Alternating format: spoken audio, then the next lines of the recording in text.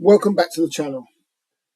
This game features Nigel short against Tamas, Horvarth, and I am from Hungary. This was played in the Lvov tournament of 1984, round number 8. The game started as a Sicilian defence.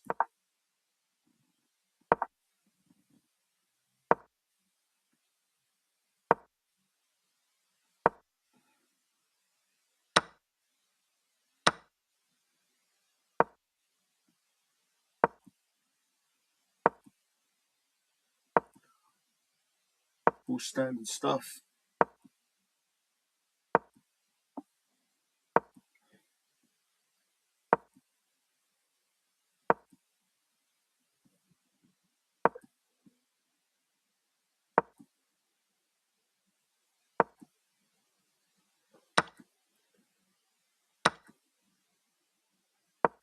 This is all still theory.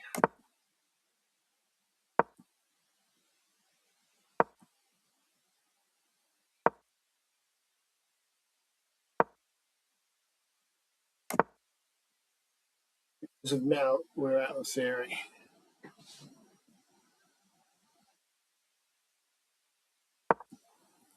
So black challenges the knight and white reinforces.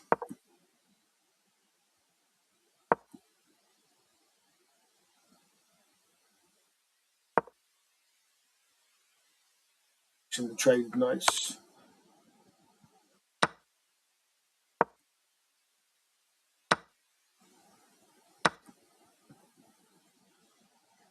And as to this point, the game's very quiet. It looks like it's going to be very drawish, opposite coloured bishops.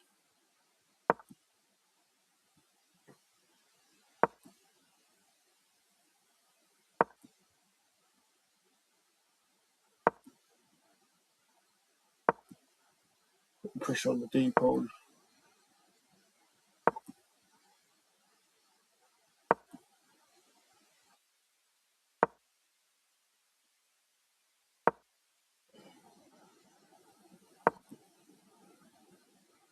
And here Nigel decides to try and expand on the king side.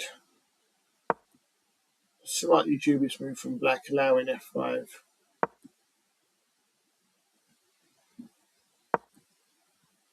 And here black puts his bishop on a nice outpost of d4, but it does allow the exchange sacrifice with compensation of space and centre control.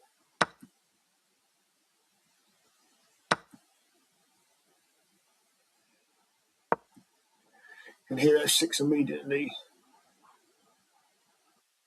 Black can't play g6, ignoring the pawn. Due to queen to g5, king to h8, and rook to f4 is winning. So he has to do something about the f pawn. So he decides to take it. Here Nigel recaptures, which is perfectly natural, but a stronger move would have been rook to f4 with the same sort of threats that was shown in the previous variation, with rook to h4, queen to h5, etc.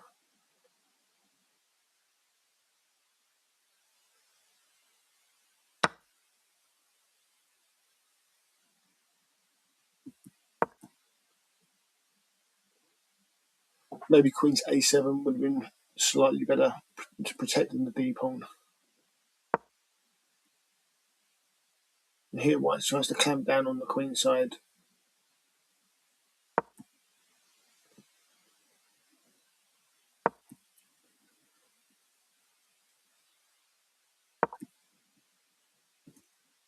And here white is actually forced to take the d pawn. And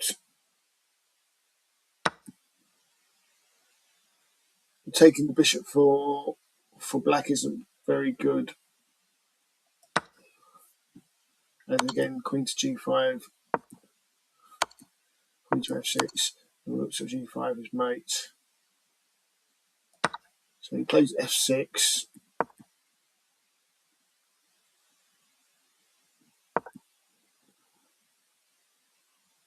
The bishop gets itself out of harm's way. And the king moves off the g file and any potential annoying checks.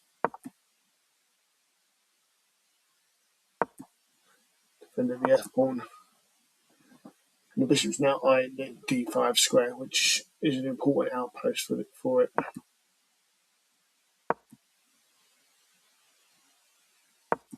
The game at this point is level. I think white has a very slight advantage.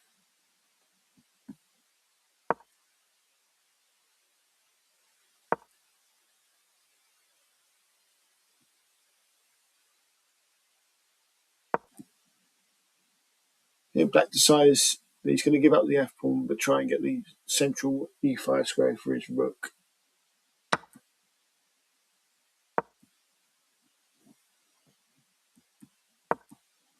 This is a good win from Nigel, obviously taking the rook.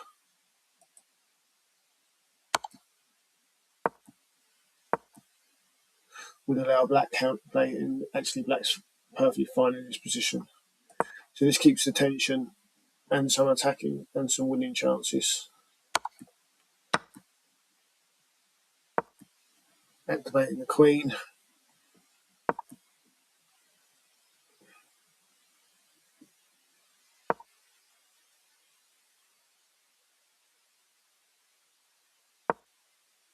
Nigel managed to lose most of his advantage. I think queen to d4.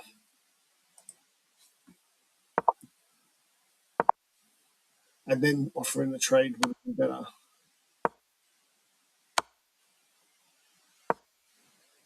As he has a slightly better position in this position. But even still, he's got the passed f pawn.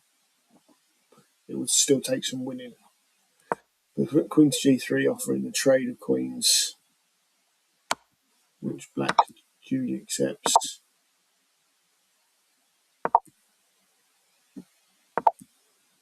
And in this position, black should easily hold. It's just a drawn position.